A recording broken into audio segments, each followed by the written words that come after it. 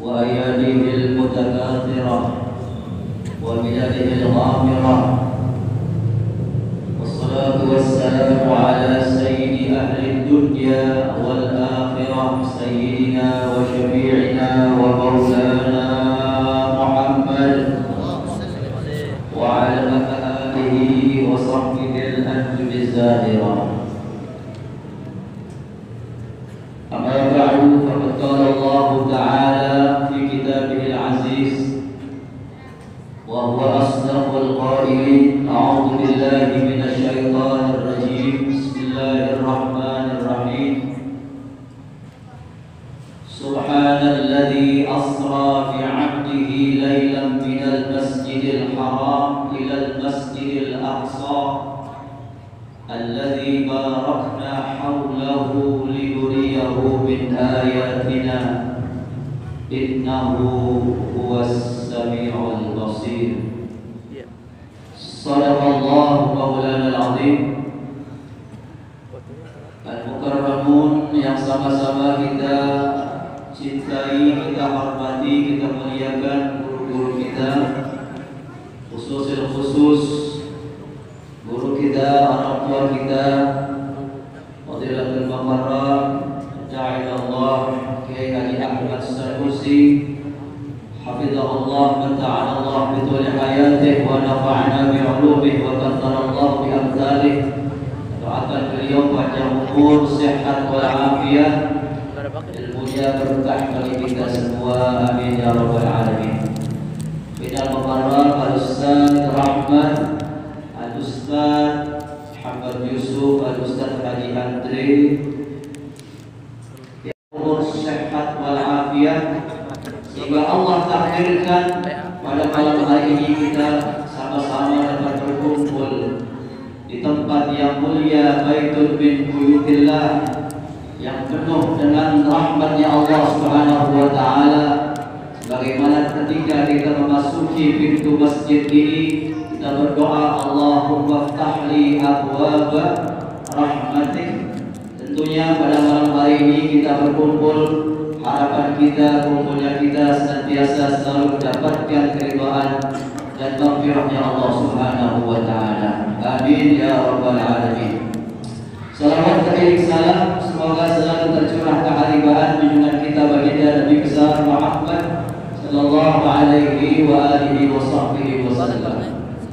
Hadirin jamaah yang dimuliakan Allah Subhanahu wa ta'ala, pada malam hari ini ada dua agenda sebagaimana telah diutarakan disampaikan, yaitu yang pertama dalam rangka acara tawakuf majlis ta'lim yang dipimpin oleh guru kita di Masjid Al-Khair yang kita cintai ini, dan yang kedua dalam rangka kita memperingati Isra dan Mi'rajnya junjungan kita baginda Nabi besar Muhammad sallallahu alaihi wasallam. Para jamaah sekalian yang berbahagia, ini bulan adalah bulan Sya'ban yang Nabi sallallahu alaihi wasallam bersabda dalam sebuah hadisnya, Rajab syahrullah wa Sya'ban syahri wa Ramadan syahru ummati. Bulan Rajab adalah bulan Allah Subhanahu wa ta'ala. Bulan Rajab, bulan yang baru saja berlalu, adalah bulan Allah. Wa Sya'ban syahri, sedangkan bulan Sya'ban adalah bulannya aku. Kenapa bulan Sya'ban dinamakan bulan aku, kata Nabi? Karena di bulan Sya'ban inilah Nabi sallallahu alaihi wasallam mendapatkan wahyu dari Allah Subhanahu wa ta'ala untuk memerintahkan umatnya supaya berselamat kepada baginda Nabi besar Muhammad sallallahu alaihi wasallam. Bunyi ayatnya adalah innallaha wa malaikatahu yusalluna 'alan nabi ya ayyuhalladzina amanu sallu 'alaihi wa sallimu taslima. Allahumma salli wa sallim wa barik 'alaihi salawatullah wa salamu 'alaihi. Sedangkan bulan suci Ramadan kata Nabi adalah bulannya umatku. Oleh karena itu hadirin yang dimuliakan Allah Subhanahu wa ta'ala, ulama mengatakan Sya'ban ini adalah syahrus shalah 'ala nabiyil muhtar, bulan berselawat kepada baginda Nabi besar Muhammad sallallahu alaihi wasallam pilihan Allah Subhanahu wa taala. Karena itu alhamdulillah acara peringatan Isra wal Mi'raj pada malam hari ini dari setelah salat Isya diawali dengan pembacaan maulidnya baginda Nabi besar Muhammad sallallahu alaihi wasallam yang di dalamnya banyak sekali salawat-salawat kepada baginda Rasulullah sallallahu alaihi wasallam. Dalam sebuah syair seorang ulama mengatakan alimis salata ala Nabi Muhammad faqabuluha hatman bila taraddudi a'maluna bainal qabuli wa raddiha illa salata ala Nabi Muhammad. Kata seorang ulama dalam sebuah syair alimis salata ala Nabi Muhammad, teruslah kalian, janganlah kalian berhenti bersalawat kepada baginda Nabi besar Muhammad sallallahu alaihi wasallam. Faqabulaha hatman bila taraddudi, maka bisa dipastikan salawat-salawat kalian kepada Rasulullah diterima oleh Allah Subhanahu wa taala, disampaikan kepada Rasulullah sallallahu alaihi wasallam bila taraddudi, tidak diragukan, pasti itu diterima. Karena itu banyak-banyaklah kita salawat kepada baginda Rasul sallallahu alaihi wasallam. Amaluna bainal qabuli wa raddiha, sementara amal-amal kita yang lainnya, amal-amal ibadah kita yang lainnya, apakah itu salat kita, apakah itu puasa kita, zakat kita, umrah kita, haji kita, bainal qabuli wa raddiha, itu bisa antara diterima ataupun tidak, tergantung keikhlasannya, tergantung daripada kekhusyuannya. Illa salatu ala Nabi Muhammad, kecuali bersalawat kepada Nabi besar Muhammad sallallahu alaihi wasallam. Ketika orang yang bersalawat dalam keadaan khusyuk, ikhlas, ridha karena Allah Subhanahu wa taala, ridha Allah Subhanahu wa taala, ya maka pasti terima oleh Allah Subhanahu wa taala, disampaikan kepada Nabi. Ataupun dia tidak ikhlas, ataupun dia tidak khusyuk, ya itu tergantung daripada nilai-nilai pahalanya saja yang berbeda. Tapi yang jelas kita selawat diterima oleh Rasulullah sallallahu alaihi wasallam. Para jamaah sekalian yang dirahmati Allah Subhanahu wa taala, alhamdulillah ini bahwa pada saat ini kampung kita masih banyak ulama-ulama kita. Sungguh belakangan ini, akhir-akhir ini banyak sekali ulama-ulama kita yang telah wafat, ulama-ulama kita yang meninggal dunia, baik itu dari kalangan para habaibnya, baik itu dari kalangan kiainya, baik itu dari kalangan para asatidnya, baik ulama-ulama yang ada di kampung kita ataupun di luar kampung kita, di Jakarta, di luar Jakarta, bahkan di luar negeri pun banyak sekali ulama-ulama satu persatu diwafatkan oleh Allah Subhanahu wa taala. Mereka meninggal dunia, ini suatu hal yang sangat sedih bagi kita semua umat Islam, ditinggal oleh ulama-ulama kita, terutama ulama-ulama yang istiqomah. Karena itu dalam Allah Subhanahu wa taala di mana Rasulullah sallallahu alaihi wasallam bersabda, "Inna Allah ta'ala la yaqbidul ilma intiza'an yantazi'uhu min al-ibad." Sesungguhnya Allah Subhanahu wa taala tidak akan mencabut, Allah Subhanahu wa taala tidak akan menarik ilmu semerta-merta dicabut ilmu daripada ilmu tersebut dari alam dunia ini. Walakin yaqbidul ilma biqabdil ulama, akan tetapi Allah Subhanahu wa taala mencabut ilmu itu melalui mewafatkan para ulama satu persatu. Sehingga hadirin rahimakumullah, fa idza lam yabqa aliman atau fa idza lam yubqi aliman, bila mana Allah Subhanahu wa taala sudah tidak sisakan lagi para ulama, orang alim di tengah-tengah kita, maka yang terjadi adalah apa? Ittakhadhan nasu ru'asa juhal, maka orang-orang manusia yang awam mereka akan mengangkat orang-orang jahil sebagai pemimpin. Fasu'iluhu fa'aftau biwai'in fadallu wa adallu. Maka yang terjadi ketika banyak pemimpin-pemimpin yang jahil, gak mengerti dalam masalah ilmu agama, seperti yang pernah terjadi belum lama ini, diangkat seorang menteri agama katakan artinya gak ahli agama. Maka ketika mereka orang-orang yang jahil diangkat menjadi pemimpin, diangkat sebagai ulama, diangkat sebagai kiai, fasu'ilu, maka kemudian mereka dimintakan fatwanya, maka fa'aftau biwai'in fadallu wa adallu. Maka yang terjadi adalah mereka akan memberikan fatwa tanpa ilmu, maka mereka menjadi sesat dan bahkan yang lebih celaka lagi menyesatkan umat manusia. Inilah yang sangat kita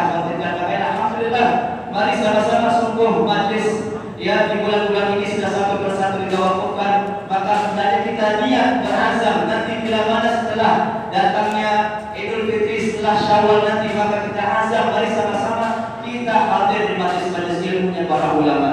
Kita alhamdulillah tidak jauh-jauh untuk ilmu, seperti hanya ulama-ulama terdahulu mengatakan untuk ilmu harus keluar kota, harus keluar kampungnya, keluar negeri dan sebagainya. Tapi alhamdulillah kita di sini gampang bisa hadir untuk berkumpul bersama ulama-ulama kita di majelis ilmu yang sangat dekat dari kita. Ada di masjid, ada di perumahan, ada di majelis taklim dan lain-lain sebagainya. Tinggal kita saja untuk meringankan langkah kita hadir di majelis ilmu tersebut. Nabi sallallahu alaihi wasallam mengatakan, "Kun aliman." Jadilah engkau orang yang berilmu. Berupayalah kita tuntutlah ilmu dengan sebaik-baiknya. Ketika nanti kita dapatkan ilmu, maka kun aliman, jadilah engkau orang yang alim yang mengajarkan orang-orang yang belum paham ilmu. Au ta'aliman, kata Nabi, kalau memang kamu tak mampu menjadi orang alim, belum bisa menjadi seorang alim untuk mengajarkan manusia masyarakat yang awam, maka paling tidak kata Nabi, au muta'alliman, ya, tuntutlah ilmu, pelajarilah ilmu. Nah, ini khususnya buat anak-anak muda ini, muta'alliman, ngaji maknanya. Pengertian ngaji ketika kita datang ke majelis ilmu, kita datang ke masjid ada majelis taklim, maka kita membawa buku, kita membawa kitab, kita membawa pulpen untuk kita catat apa yang disampaikan oleh guru kita. Itu namanya muta'allim. Selebihnya pulang dari itu kita hafalkan, kita pahami lagi, kita murajaah. Yang ketiga, kalau memang gak mampu, ikut yang apa, yang tua-tua, au mustami'an, paling gak dengerin aja mungkin. Boleh gak apa sambil senderan, maklum, ya, kaki lodorin, gak apa-apa dikit kita, ya, balik kanan, balik kiri, maklum, ya. Namanya juga udah sepuh, mustami'an, modal kupingnya dengerin dan mustami'an, ya. Kenapa? Karena megang buku udah susah, megang pulpen juga udah susah, lihat kitab juga udah kurang tulisan, ya. Mustami'an dengerin aja gak apa-apa. Kemudian kalau memang gak mampu juga, al-muhibban. Ini buat mereka-mereka yang memang gak mampu datang ke masjid, ke musola, ke majelis taklim untuk hadir di sini, paling tidak kata tadi muhibban, cinta, tanamkan kecintaan.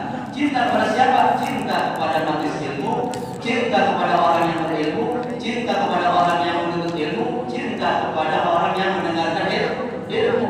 Selamat kita pilih, ya. Selamat kita kalau begitu, ya. Kemudian wala takul habisan, jangan menjadi kelompok yang kelima, ya. Bahaya kelima siapa? Yang kelima itu, ya, gak cinta sama majelis taklim, gak cinta sama orang alim, sama ulama, gak cinta kepada orang yang menuntut ilmu, gak cinta kepada orang yang mendengarkan ilmu. Fatahlah neraka, kau bakal masuk neraka kau, ya. Itu bakal sengsara dunia dan akhirat. Alhamdulillah, mari sama-sama, ya, mengimbau saya pribadi juga jamaah sekalian, mari sama-sama ketika ada majelis taklim ramaikan. Ya, kenapa? Karena biasanya mohon maaf, ya, kalau yang namanya maulid masih ramai kan? Maulid masih ramai luar biasa. Bukan berarti maulid itu kan bagus maulid, ya. Alhamdulillah kalau ramai luar biasa, maulid ramai luar biasa. Selamatan ramai kan? Yang hadir. Ramai, ya. Selamatan ramai. Ya, tahlilan yang lagi, ya. Tapi apa ketika majelis taklim? Dia lagi orangnya, ya. Sampai gurunya paham, sampai gurunya hafal, bukan boleh satu-satu. Ada jamaah datang yang baru nih, ya, dikenalin sama gurunya, ya, dikenalin siapa nih gurunya, lihat wajah baru nih, ya. Dari saking apa itu? Dari saking dikitnya jamaah, ya, sehingga kekenalan satu persatu, yang lama wajah lama sama wajah apa ya? Yang baru. Coba kalau selamatan, coba kalau tahlilan, coba kalau maulid, ya, nggak kekenalan sama guru. Ya, dari saking banyak yang kenalan, tapi ketika, ya, pengajian dia lagi orangnya, ya. Jadi mari sama-sama kita tingkatkan lagi, ya, majelis taklim kita. Mumpung masih ada guru-guru ulama-ulama kita yang masih mau mengajar di majelis ilmu, majelis taklim. Apalagi ini di masjid kita, masjid yang luar biasa, masjid yang penuh dengan keberkahan dari Allah Subhanahu Wa Taala. Hadirin jamaah sekalian, rahmati Allah Subhanahu Wa Taala. Sedikit berbicara tentang Isra dan Mi'rajnya baginda Nabi Muhammad sallallahu alaihi wasallam. Allah Subhanahu wa taala sudah jelaskan dalam Al-Qur'an dalam surah Al-Isra ayat pertama, A'udzubillahi minasyaitonir rajim. Subhanalladzi asra 'abdihi lailan minal masjidil haram ilal masjidil aqsa alladzi barakna hawlahu linuriyahu min ayatina innahu huwas samiul basir. Atau Allah Maha Suci Allah yang telah menjalankan hamba hambanya dari Masjidil Haram ke Masjidil Aqsa. Alladzi barakna haulahu, yang mana kami telah berkahi di sekelilingnya, linuriyahu min ayatina. Selain daripada itu, Isra Mi'raj ini kata Allah Subhanahu wa taala untuk kami perlihatkan, tunjukkan kepada hamba-Mu ini, kekasih-Mu ini Nabi Muhammad, kata Allah, ya, min ayatina, daripada sebagian tanda-tanda kebesaran Aku, kata Allah Subhanahu wa taala. Innahu huwas samiul basir, Allah Maha mendengar, Allah lagi Maha melihat. Hadirin jamaah Allah, kenapa Isra Nabi ini, Isra Mi'raj Nabi ini dimulai dari Masjidil Haram? Karena Masjidil Haram ini adalah masjid yang pertama yang ada di permukaan bumi. Ya, masjid yang ada pertama di permukaan bumi. Sama kayak kita di Masjid Al-Khairat yang kita dulu, kita ini adalah masjid pertama, masjid duluan yang pertama, masjid tua yang ada di wilayah Condet dan sekitarnya. Ya, karena itu Masjidil Haram, masjid pertama itu adalah masjid yang penuh dengan keberkahan. Ya, maka dikatakan alladzi barakna haulahu, yang kami telah berkahi. Ya, selain itu masjid diberkahi juga di sekelilingnya. Begitu juga masjid kita nih, masjid tua, masjid yang penuh dengan keberkahan yang ada di wilayah Condet ini yang tertua ini. Ya, kenapa ini Masjidil Haram? Ya, keberkahannya itu sebagaimana yang Nabi Shallallahu Alaihi Wasallam bersabda, di mana salat di Masjidil Haram pahalanya luar biasa. Sampai Nabi mengatakan dalam hadisnya, salatul fi masjidi, salatul fi masjidi, salatnya kalian di masjid aku, di Masjid An-Nabawi yang berada di kota Madinah, ya, afdalu min alfi salatin ya fi ma siwa min al-masjid. Salat di masjid aku, di Masjid An-Nabawi itu lebih afdal, lebih utama daripada 1000 kali salat di selain daripada masjid-masjid selain masjid aku. Ya, karena ada 1000 kali lipat pahalanya. Luar biasa salat di Masjid An-Nabawi. Illa Masjidil Haram, kata Nabi, kecuali salat di Masjidil Haram. Wa salatun fil Masjidil Haram, salat di Masjidil Haram afdal min mi'ati alfi salatin ya fi masjidi, lebih afdal, lebih utama daripada 100.000 kali salat di masjid aku, kata Nabi sallallahu alaihi wasallam. Luar biasa itu kemuliaan, keagungan daripada salat di Masjidil Haram dan salat di Masjid An-Nabawi. Makanya rugi hadirin rahimakumullah, kalau kita ada kesempatan berumrah ke sana, kita ada kesempatan berhaji di sana, kemudian kita tidak manfaatkan sholat berjamaah di dua masjid itu, di Masjid An-Nabawi maupun di Masjid Haram, kita ada sholat ya di maktab misalkan, ataupun di hotel kita, ataupun di masjid yang lainnya, tidak, itu beda sekali pahalanya. Ya, dan sungguh beruntung sekali kalau orang yang bisa sholat di sana. Karena itu ada juga orang-orang yang lain, orang-orang yang pulang haji, orang-orang yang pulang umrah, kadang-kadang ya pulang haji, pulang umrah nggak mau sholat lagi, nggak mau sembahyang lagi. Ada begitu? Ya, ada. Kenapa? Karena pahala yang kemarin masih apa? Masih banyak. Pahala saya haji kemarin, umrah kemarin itu di Masjid Nabawi, Masjid Haram masih apa? Belum habis. Makanya saya nggak sembahyang lagi dah gitu. Itu namanya hajinya haji qomat namanya. Tahu haji qomat? Berangkat ya tobat, pulang qomat begitu. Ya. Insyaallah nggak ada di sini ya. Jadi apa? Begitu kemuliaan yang Allah berikan di Masjidil Haram yang ada di kota Madinah. Karena itu Nabi Sallallahu Alaihi Wasallam diberangkatkan dari sana. Inna awwala baitin wudi'a lin-nas lalladzi bi Bakkah mubarakan wa hudan lil alamin. Sesungguhnya rumah yang pertama, rumah untuk beribadah yang pertama yang ada dibangun di permukaan bumi ini adalah di Bakkah, yang ada di Bakkah. Dulu dia Bakkah namanya Bakkah, kemudian berubah menjadi Bakkah. Mubarakan, penuh dengan keberkahan. Ya, penuh dengan keberkahan di dalam apa? Masjid An-Nabawi itu enggak seluas sekarang. Masjid An-Nabawi yang pertama itu luasnya searea bawah yang kita lihat. Ya, luasnya searea apa? Sehingga sudah meluas. Yang pertama kali memperluas daripada Masjidil Haram itu Sayyidina Umar bin Khattab radhiyallahu taala terus ketika berganti khalifah, berganti ya raja-raja, nah itu semua raja-raja hampir semuanya memperluas ya areal ya Masjidil Haram sampai saat ini kita lihat. Nah dari sanalah ya berangkat ya Nabi Sallallahu Alaihi Wasallam Isra dan Mi'raj. Menuju apa? Menuju Masjidil Aqsa. Ya ini singkat-singkat aja ya karena juga waktu yang terbatas cuma itu lebih kurang ini. Nah, sedikit lagi ya.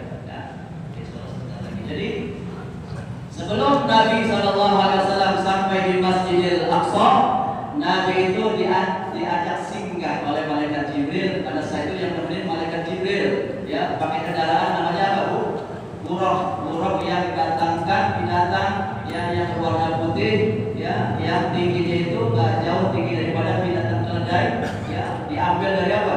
Diambil dari surganya Allah Subhanahu Wa Taala dari 40.000 binatang ya buruk yang ada di surga, dia yang diambil untuk menjadi kendaraan Nabi Sallallahu Alaihi Wasallam. Setelah sampai Masjidil Aqsa, ya Nabi diajak singgah ke tanah ya Madinah. Dulu belum namanya Madinah, mungkin Yathrib gitu kali ya atau Thaibah. Ya makanya sudah ada salawat tuh ya salawat ya Thaibah ya Thaibah ya Tawal Ayana Isnabana wal hawa nadana wal hawa nadana. Itu Thaibah nama lain dulunya kota Madinah, sekarang jadi Madinatul Munawwarah. Singgah di sana. Nah kemudian kata malaikat Jibril, ya Muhammad ya Rasul, ini adalah tempat hijrahmu nanti, tempat hijrahmu. Dan disinilah engkau akan wafat. Disinilah masjidmu, disinilah engkau akan dikuburkan. Kemudian Nabi salat diajak salat 2 rakaat di situ. Ya, kemudian berangkat lagi, ya mampir lagi, singgah lagi di Bukit Tur Sina, tempat di mana Nabi Allah Musa alaihi salatu wasallam bermunajat kepada Allah Subhanahu wa taala.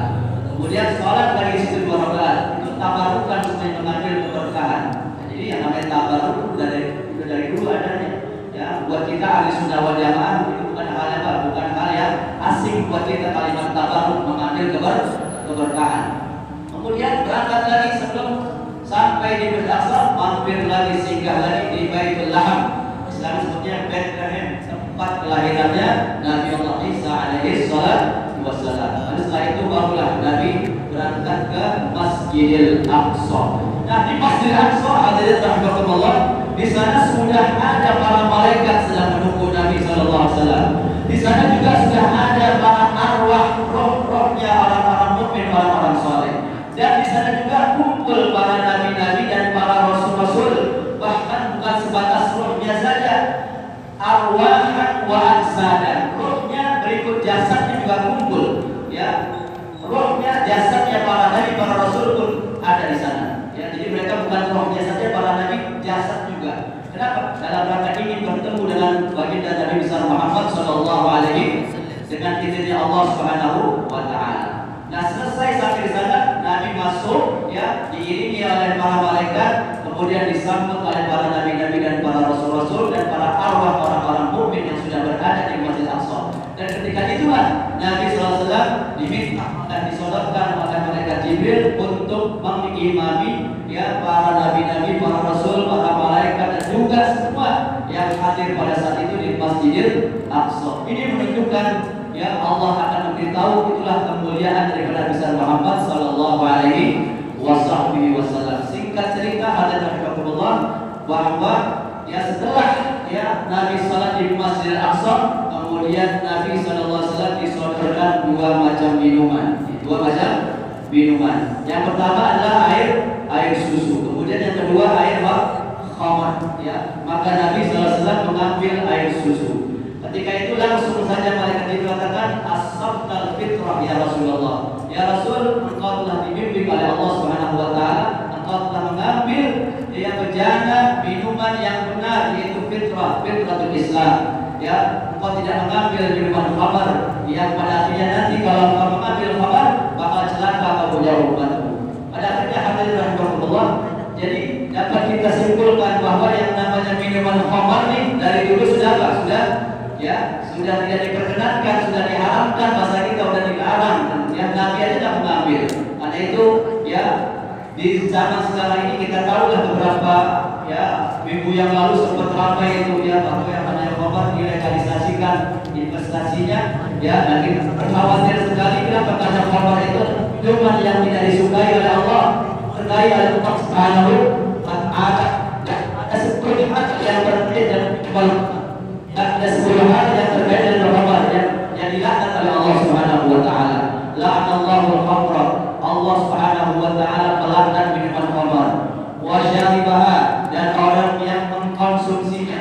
Kemudian wasaqiyaha, orang yang nuangin. Dia tidak minum tapi dia cuma nuangin aja. Kebetulan kerjanya di kafe, di bartender misalkan, cuma dia apa? Sakiyah nuangin, dituangin, dapat laknat Allah Subhanahu wa taala. Kemudian wa mubta'aha, orang yang membelinya, bukan buat dia, buat orang dia cuma beliin, dapat laknat Allah Subhanahu wa taala. Wa bai'aha, dan orang yang menjualnya, mau jual di warung kah, mau jual di toko, di mall, di Alfamart, segala macam itu, dapat laknat Allah Subhanahu wa taala, dan membuat usaha mereka tidak jadi berkah dengan kehadiran khamar dalam usahanya. Kemudian yang berikutnya adalah wa asirah, dan orang yang asirah, orang yang keras, orang yang memproduksi minuman khamar, itu juga dilaknat oleh Allah Subhanahu wa taala. Dan wa mu'tasirah, dan orang yang minta dibuatkan minuman khamar, dilaknat oleh Allah Subhanahu wa taala. Kemudian wa hamilah, orang yang nganterin ke sana kemari, ngebawain, bawain pakai apa nih?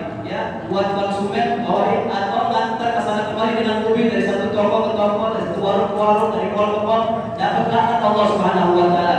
Usahanya gajinya enggak berkah. Kemudian wal mahmulata ilaih, dan orang yang minta dibawain khamar juga dapat laknat Allah Subhanahu wa taala. Dan yang 10 wa akilah samaniha, orang yang memakan keuntungan daripada penjualan minuman khamar, semua dapat laknat Allah Subhanahu wa taala. Mengerikan kalau kita baca hadis-hadis, dan memang sudah jelas sekali Al-Qur'an mengharamkan minuman khamar. Intinya hadirin rahimakumullah, singkat bahwa peringatan Maulid ini di mana kita diingatkan dengan perintah sholat. Kita sudah tahu awalnya sholat itu 50 waktu, kemudian pada akhirnya menjadi 5 waktu, sangat panjang ceritanya, kisahnya. Intinya bahwa mari sama-sama kita jaga sholat kita, kita pelihara sholat kita, mari kita berupaya untuk meningkatkan kualitas ibadah sholat kita. Caranya kembali lagi di majlis taklim adanya. Di majlis taklim di situ akan disebutkan bagaimana cara sholat yang baik, apa itu rukun-rukun sholat, apa itu syarat-syarat sholat, apa itu sunnah-sunnah sholat, dan apa adab-adabnya, apa yang membatalkan, semuanya ada di majlis taklim.